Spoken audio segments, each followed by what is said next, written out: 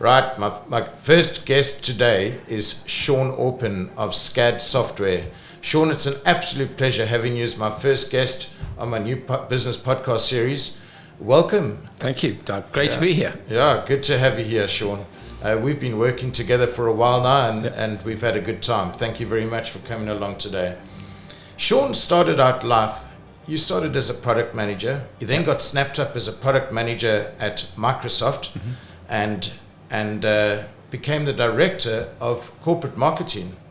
That's quite an exciting journey, I'm sure it was. 13 years. Very exciting journey, yes. Learned an awful lot in those years, but it was great. Very fortunate. So, Shaun, you over the past time, you've held quite a few NED roles, exec and non-exec, past and current roles. I've learned over the period of time that we work together that you speak with real authority in terms of business strategy, software development, and specifically go-to-market strategy. But before I ask you some questions around SCAD software, I'd like to find out a few nuggets from your past. Perhaps I can ask you, introvert or extrovert? Ooh, good question to start there, Doug. Whenever I've done the test, I've sort of been on the cusp of one or the other, but on balance, I'm probably more introvert than extrovert. Good answer, and quite accurate, and one we know from the psychometric and DISC testing that you've done. I know you've worked hard at your DISC, and you're quite a fountain of knowledge when it comes to DISC these days.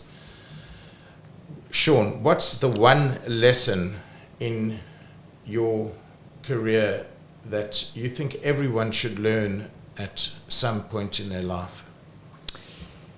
Well, I think it has to be that the world is your oyster. It's fine to take risks, and if you want something, everyone can go out and make it happen. I'm a firm believer in that. I've seen it through being in a very fortunate position at certain times, but it certainly wasn't the destiny that I started out with. So, yeah, definitely, the world is your oyster.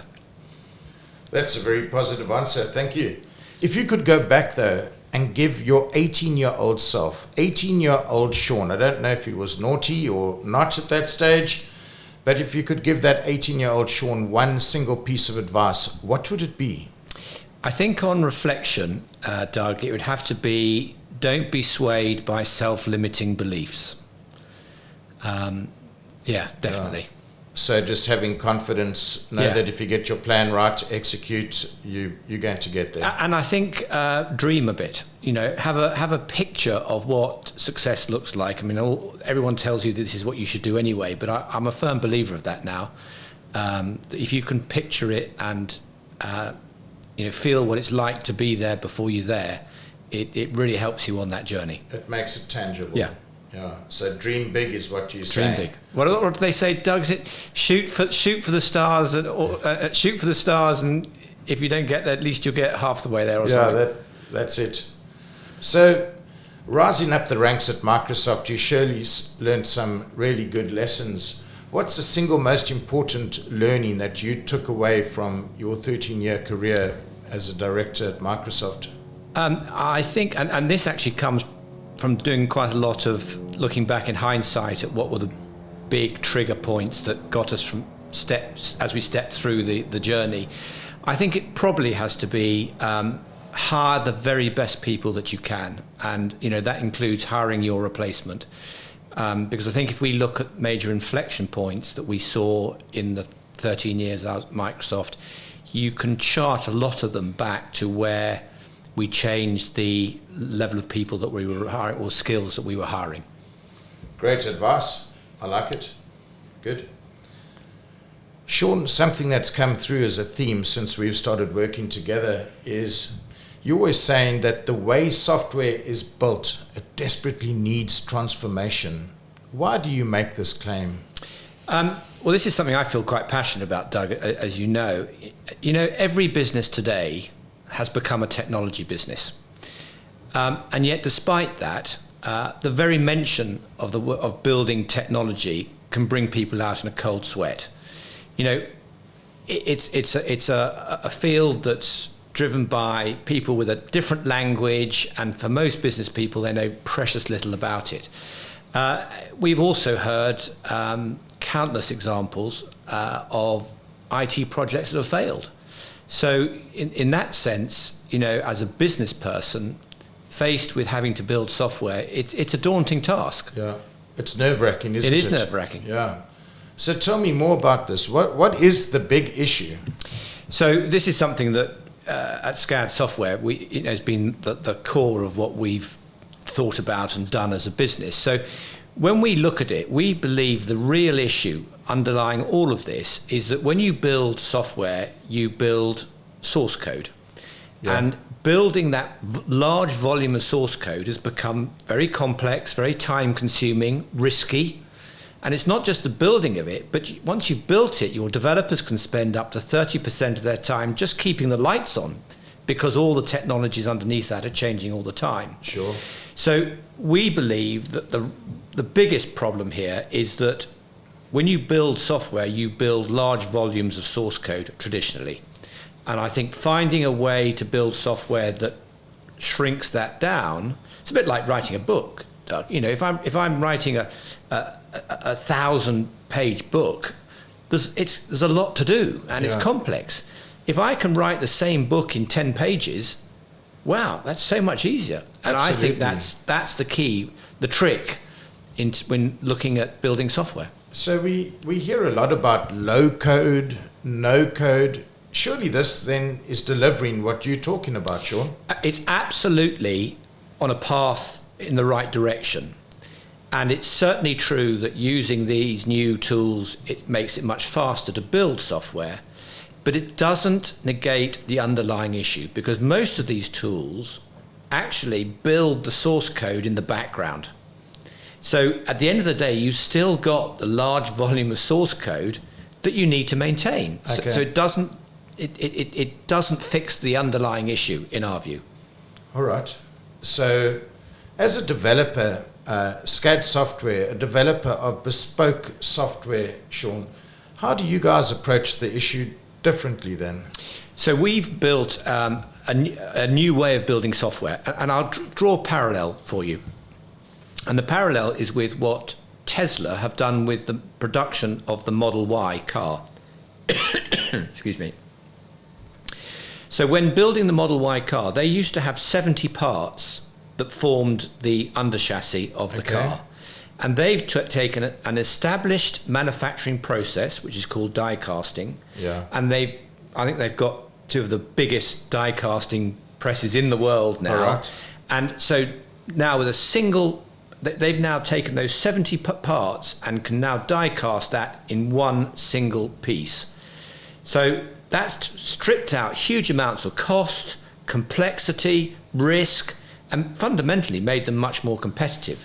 In exactly the same way, we've done the same with software. So what we've done is taken a very established software development methodology, which is something called metadata.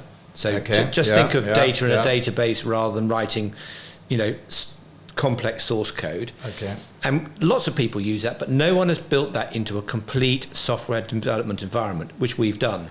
And the net result is, when we build software, the amount of source code in the application is at least 40% less than if you were going to do it using traditional software development techniques. It's much faster, it's lower risk, and it's also much easier to maintain. So Shaun, this is very interesting. How has that changed your business, SCAD Software? Well, interesting. I think the biggest change has been the business model that it allows us to use. So again, one of the challenges with the industry, I believe, is that traditionally the client covers 100% of the risk, yes, and 100% of the cost. All right. Irrespective of delivery. We have a different business model. The way we build software enables us to share the risk with the client. So what I mean by that? I mean that we orientate the vast majority of our remuneration to the point at which we deliver the application. Oh, wow.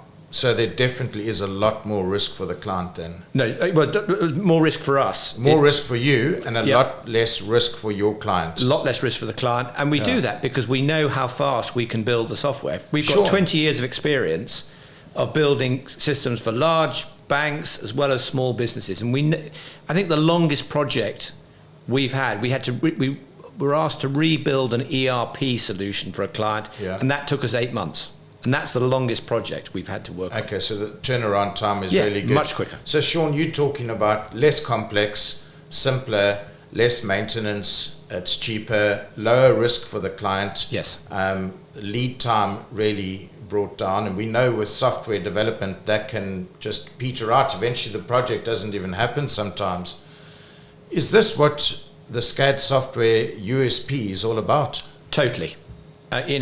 By using this different approach to building software, it enables us to partner with our clients over a long period of time and deliver a managed service with this different business model. And that's what people love. So Shaun, business can be a high-risk environment. And I'm not just talking about the pandemic, especially with financial giants and banks and insurance companies and that sort of thing. Could you give us an example where the process and the type of software you've developed has stood the test of time and has had to be fairly robust? Yeah, I'll give you a good example. About 13 years ago now, one of the large banks in South Africa came to us. They had an application that was managing all the commercial loans for that business, and they needed it to be transformed into a new technology. So we built that into our framework. We did that, I think, in 3 months. And that is, 13 years later, that's still running as a mission-critical application in the bank. I think they lose, millions of dollars for every half an hour that application is down. We're the only supplier of that bank, as I understand it, to have never failed a disaster recovery test. And it's all running on our framework. That is really, that's robust software, and that has stood the test of time. That's exciting. So Shaun, SCAD software, tell me about your perfect avatar. Who are the companies that you would like to have populating your sales pipeline? Who are you looking to work with? So we are increasingly working with small, medium-sized businesses. And we typically talk to the CEO or the COO. It's a business proposition that we've got. Sure.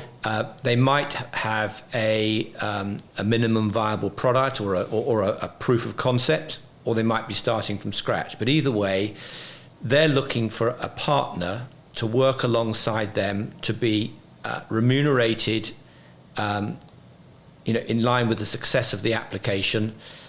Sometimes they've been burnt by bad experiences. Sometimes they just need some help by someone they can trust. But for us, it's all about building a long-term partnership and sharing in the success of that application with the client. Well, Shaun, with what you've had to say today, I'm convinced that more people out there that are looking to develop software need to have SCAD software in their sites. Where can people find you online? Come to our website, so www.scadsoftware.com. As simple as that. Indeed, and love to have a chat with anyone who's keen to know more. Yeah. Shaun, we're coming to the end of podcast number 1 of my new series. Before I thank you for being here, what's the one question that you wish I'd asked you today, and how would you have answered it? That's a curveball there, Shaun. That's a curveball. We have him speechless for once. Shaun Orpen, Mr. Strategy, Mr. Software. I don't know. There's always a ton of questions, Doug. But no, I've really enjoyed it. It's been good. Thanks. Okay. Thank you. Thank you very much for joining us today, Shaun. Pleasure. Yeah, good having you on board.